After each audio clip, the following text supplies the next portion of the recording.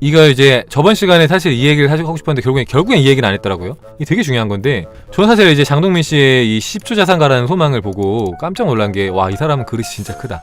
그게 뭐 이루어졌든 아니든 간에 어쨌든 간에 진짜 저거에 진심으로, 저 사람은 저게 진짜 소망이잖아요. 단순하게 벌겠어가 아니라 그냥 말만 하는 게 아니라 실제로 저걸 위해서 되게 많은 행동을 하잖아요. 뭐 특허도 내고 뭐 개발도 하고 뭐 사업도 하고, 그걸 하면서 진짜 난 10조를 벌겠다고 하는 거잖아요. 그러니까 이 사람은 그릇이 진짜 크다. 그릇이 진짜 크다. 그래서 막 몇 억씩 날리고 빚을 갚느라 막 몇 년씩 막 10년씩 막 그렇게 일을 해도 이 사람은 그래도 꿈이 꺾이지 않는구나. 왜? 그릇이 크니까. 근데 저는 진지하게 생각을 해보면은 이걸 생각하죠? 10조 자산가라는 걸 떠올리죠? 거부감이 장난 아닙니다. 안 받아들여져. 솔직히 말하면 안 받아들여져요. 물론 이제 이거를 뭐 몇 달이고 계속 받아들이면 받아들여지겠지만 지금은 전혀 1도 받아들이지 않는다. 1도 받아들여지지 않는다. 그릇이 저만큼 안 되는 거예요. 투자 공부를 하면서 느끼는 게, 내 그릇을 되게 많이 느껴요. 생각보다 그릇이 작다. 포뮬리들이 많이 그런 얘기 하잖아요. 중간에 저는 100억 자산가가 될 거고요. 월에 1억을 벌 거고요. 이제 물론 이제 꿈이 큰 거 자체가 그렇게 꼭 나쁜 건 아닌데, 1억을 바라면서 나의 그릇은 그렇다라고 하는데, 현재 그릇의 위치, 내 현재 그릇을 모르는 경우가 되게 많아요. 내 현재 그릇은 어떻게 알 수 있습니까? 내 부의 그릇. 이게 되게 객관적으로 볼 수 있는 게 있습니다. 객관적으로 볼 수 있는 게, 그러니까 제가 생각하는 마음 공부는 실전이에요, 그죠? 물론 이제 이건 제 주관적인 생각입니다. 희망사항 돌리는 게 마음 공부가 아니고, 진짜 내가 하고 싶고 진짜 내가 믿어지는 게, 그게 진짜 이루어지는 것이다. 근데 사실은 저는 10조까지 바라지도 않고 나중에도 그걸 할까 싶기도 하고 안 할 것 같기도 해요, 10조는. 근데 어쨌든 내 진짜 부의 그릇은 이 투자 시장에서 정확히 알 수 있어요. 어떻게 하냐면은 10만 원 갖고 매매를 해보는 거예요. 사고 팔고 막 해봐요. 여러 번 해봐요. 10만 원 그냥 수업비로 낸다 생각하고 막 사고 팔고 해봐. 마음이 좋은가 안 좋은가 봐봐요. 마음이 어떤가. 누군가는 그 10만 원이 아니라 10,000원 왔다 갔다 할 때 되게 불안하고 기분 안 좋고 막 그래요. 누군가는 5,000원 왔다 갔다 해도 기분 안 좋아요. 누군가는 10만 원 벌든 잃든 신경이 안 쓰이는 사람도 있을 거고. 이 하다가 금액을 좀 늘려보다가 어느 순간 딱 걸리는 순간 있습니다. 100만 원?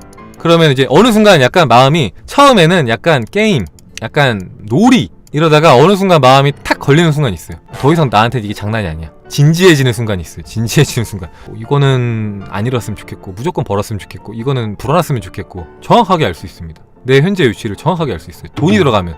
그러니까 돈이 안 들어가면 내가 꾸며낼 수 있어요. 나 이렇게 풍요로운 사람이야 라고. 근데 사실 그 정도로 풍요롭지 않습니다. 내가 그 정도로 풍요로웠으면 내 현실도 그만큼 풍요로워야 되는데 그게 안 따라오잖아요. 사실 내 무의식은 그 정도로 풍요롭지 않은 거예요. 생각보다 크지 않을 거예요. 만약에 100만 원 정도가 정말 편안하신 분들은, 그분은 한 달에 최소 1,000만 이상 벌고 있을 거예요. 100만 원 정도 정말 편안하신 분들은 이미 한 달에 1,000만 이상이 막 들어오고 있을 거예요. 하루에도 100만 원이 들어올 거예요. 그 사람은 2, 3일에 한 번 정도는 적어도 100만 원이 들어오는, 그 이상을 버는 그런 분들 정도 되는 분들이 아마 이게 편할 겁니다. 근데 만약에 그렇게 못 버는데 이게 편안하다, 그러면 그 사람은 언제든지 그렇게 벌 수 있는 사람이에요.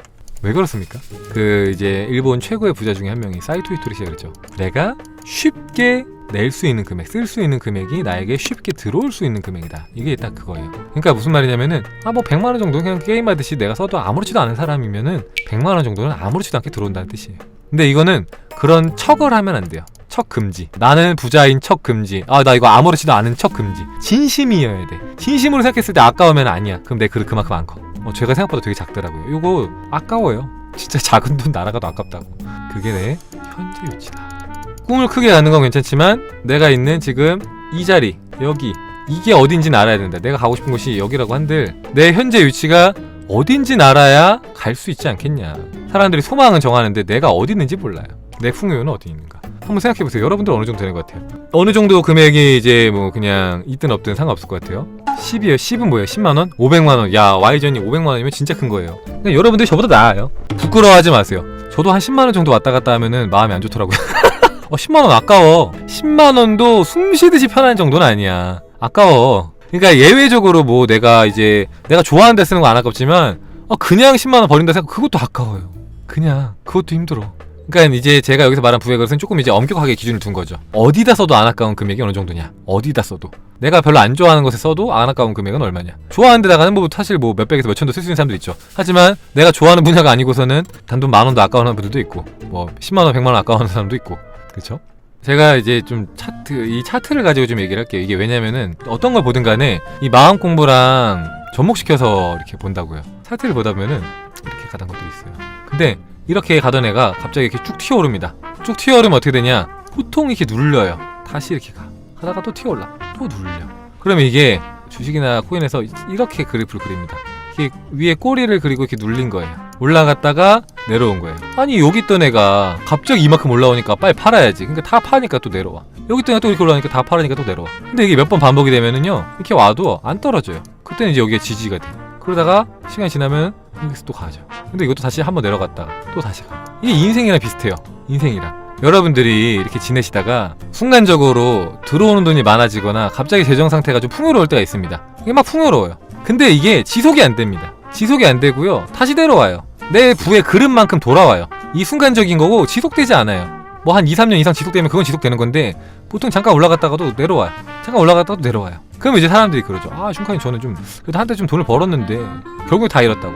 아 좀 벌었는데 다 잃었다고. 혹은 이게 이렇게 내려오면 다행인데 더 내려가는 경우도 있어. 더 밑으로 빠지는 경우도 있죠. 아 더 현실이 나빠졌다. 근데 있잖아요 이게 이렇게 올라갔다 내려와서 결국엔 밑에 있으면 나쁜 겁니까?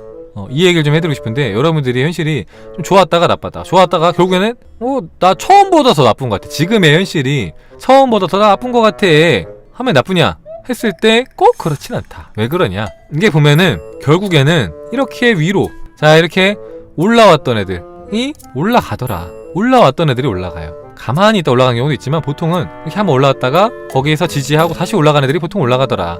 한번 올라가고 한번 확인해보고 보통은 두 번째에 올라가거나 그런 식으로 올라가요. 떨어졌다가 결국에 올라간다고. 그러니까 무슨 말이냐면은 큰 돈을 벌었다가도 큰 돈 날렸던 분들 있죠. 그분들 지금의 현실은 너무 암담하고 너무 처참하고 너무 막막한데 근데 재밌는 게 한 번 내가 경험을 해봤잖아요. 뭐 큰 돈을 벌어봤든 큰 돈을 날려봤든 빚을 막 크게 져갖고 그 빚을 뭐 몇 년 동안 갚아봤든 그게 다 이거예요. 결국 위로 가보는 거야. 이 나의 부의 그릇을 갑자기 확 늘려보는 거예요. 부의 그릇을 확 늘려보고 다시 떨어지고 늘려보고 떨어진 거야. 그 말은 즉 뭐냐면은 경험이 있다고요. 그런 말 하죠. 처음이 어렵지 두 번이 어려우랴. 두 번째 올라가죠? 그러면 경험치가 있잖아요. 그 전에 어떻게 해갖고 내가 다시 나락으로 간지 알기 때문에 두 번째에서는 웬만하면 안 떨어져. 그래서 사실 보면은 이렇게 가다가 이런 친구들이 잘 가는 경우가 많죠. 그게 뭐냐면은 한번 올라갔다가 내려왔다가 다시 올라가는 친구들. 한번 경험치가 있기 때문에 다음에 이거를 이제 넘어갔을 때 이 전고점을 또 돌파했을 때 잘 갈 확률이 높더라. 무조건은 아니지만 인생도 똑같다는 거예요. 한번 올라갔다가 또 여기 내 옛날 위치까지 오거나 혹은 더 나빠져도 결국엔 다시 반등했을 때 더 많이 갈 수 있다. 왜?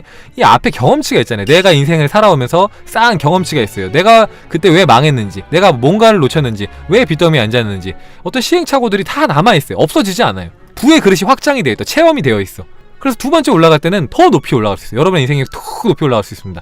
이 정도 수준이 아니라 몇 배나 올라갈 수 있어요. 몇 배나. 한번 겪어본 사람들이. 근데 그냥 올라가는 사람은 불안해. 이게 어디까지 갈지 모르겠어. 어디까지 갈지 모르겠고 이게 떨어질 때 어떻게 될지 몰라. 그래서 사실은 첫 번째 성공일 때 계속 지속하는 게 마냥 쉽지 않은 게 너무 불안해요. 그게 사실은 사람 마음이 이 주식차처럼 똑같은 게 이게 이렇게 가는 게 아니라 빠른 시간 동안 이게 성장을 하는데 뭐 예를 들어서 뭐 이렇게 가. 그러면 너무 불안한 거야. 이게 이렇게 꽂힐까봐 너무 불안하다고요.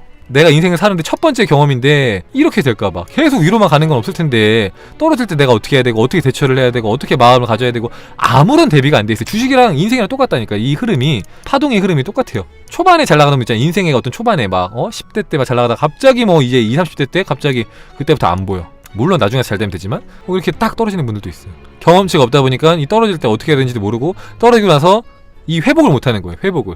이 잘 나갔던 전성기의 어떤 그 기분에 취해 있고 다시 못 돌아와요. 이 인생도 똑같아. 잘 나가다가 팍 꺼지면은 일어나기 쉽지 않아요.